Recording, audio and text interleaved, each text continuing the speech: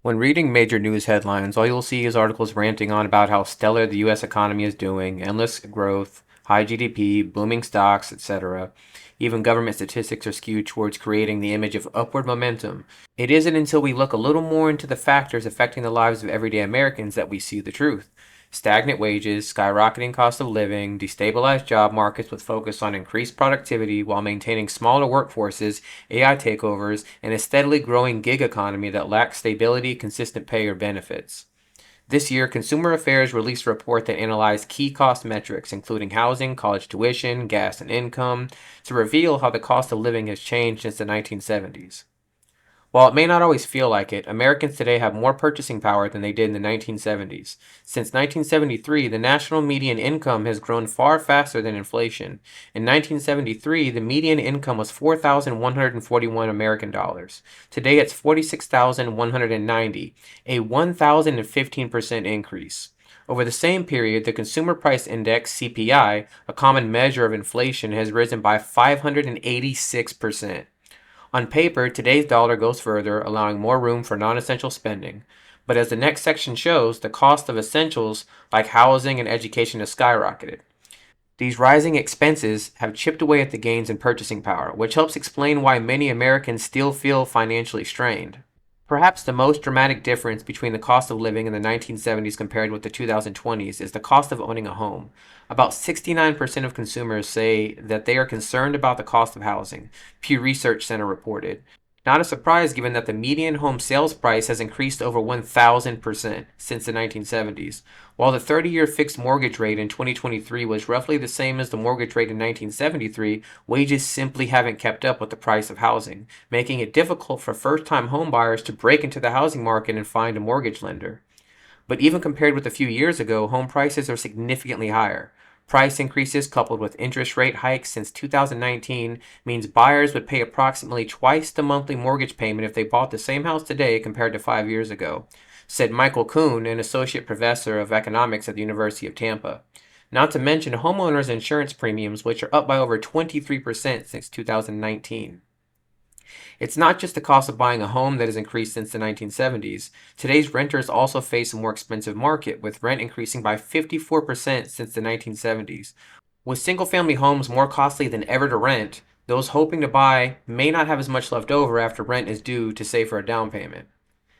The cost of college tuition has also risen significantly since the 1970s. Baby boomers paid an inflation adjusted average of $3,519 for tuition at a public college compared to $9,750 in 2023, a 177% increase.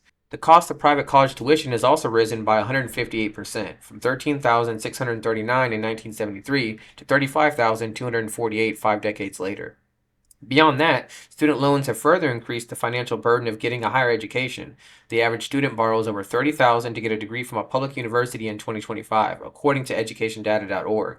But one surprising perk that Gen Z has over baby boomers in their 20s? The cost of gas. Inflation adjusted gas prices actually decreased by 9% between 1973 and 2023. However, there is no clear downward trend in prices from 1973 onward. Adjusted for inflation, average gas prices have hovered between approximately $3.50 to $4. Several factors impact the cost of gas, including disruptions to the crude oil supply or refinery operations. A notable example of supply disruption is the oil crisis of 1973 to 1974. After the U.S. provided emergency aid to Israel during the Yom Kippur War, the Organization of Arab Petroleum Exporting Countries retaliated by halting oil exports to the U.S. Although the embargo ended in 1974, inflation-adjusted gas prices remained above $4 until 1978. Baby boomers may remember the long lines at gas stations and state-mandated rationing caused by the oil crisis, a hardship younger generations haven't had to endure. While Gen Z has more purchasing power than baby boomers did in their 20s, today's young adults face a host of financial challenges, particularly when it comes to essentials like house and education. The dollar may stretch further than it did in the 1970s, but the rising cost of necessities has made it harder for many to get ahead. Inflation disproportionately affected low and middle income households in 2023, with the cost of basic necessities rising more than double the inflation rate, according to a new study by the Ludwig Institute for Shared Economic Prosperity. In 2023, LISEP issued data for its True Living Cost (TLC) index, a cost of living metric tracking the change in prices for essential items and services needed to maintain a basic standard of living. The TLC shows a 9.4% increase in the cost of basic needs in 2023, more than double the 4.1% reported by the Consumer Price Index for all urban consumers, also known as the CPI. Unlike the CPI, the TLC focuses on the essential expenses consuming the budgets of most American households, which includes housing, food, healthcare, childcare, transportation, basic technology, and apparel, personal care, and household items. By contrast, the CPI focuses on a diverse basket of more than 80,000 items, including items such as rental cars, second homes, and hotel rooms that are less representative of the day-to-day household cost LMI Americans routinely face.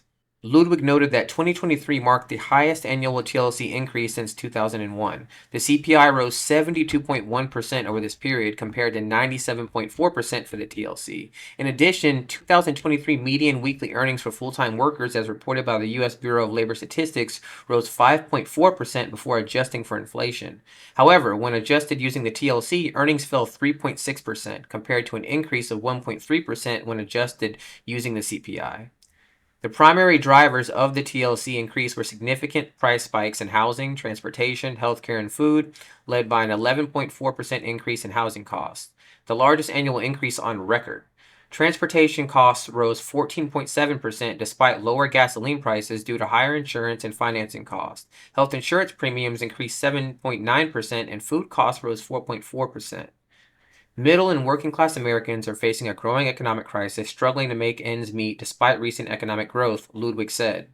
Ludwig also stated that the rising cost of living, when combined with stagnant wages and a shortage of living wage employment, is creating a perfect storm that threatens social and economic stability. Ignoring the LMI plight is a dangerous gamble. Using data compiled by the federal government's Bureau of Labor Statistics, the true rate of unemployment tracks the percentage of the U.S. labor force that does not have a full-time job, 35 plus hours a week, but once one has no job or does not earn a living wage, conservatively pegged at 25,000 annually before taxes. Just as an accurate census is a prerequisite to funding American communities equitably, policymakers depend on economic indicators to shape economic policy.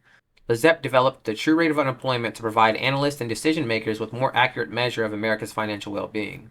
Using data compiled by the Bureau of Labor Statistics, LISEP also calculated the median earnings of everyone who is employed or actively seeking employment. Thus, they took the median earnings of the whole U.S. labor force as defined by the Bureau of Labor Statistics. By comparison, the BLS headline numbers only include those who are employed at full-time jobs.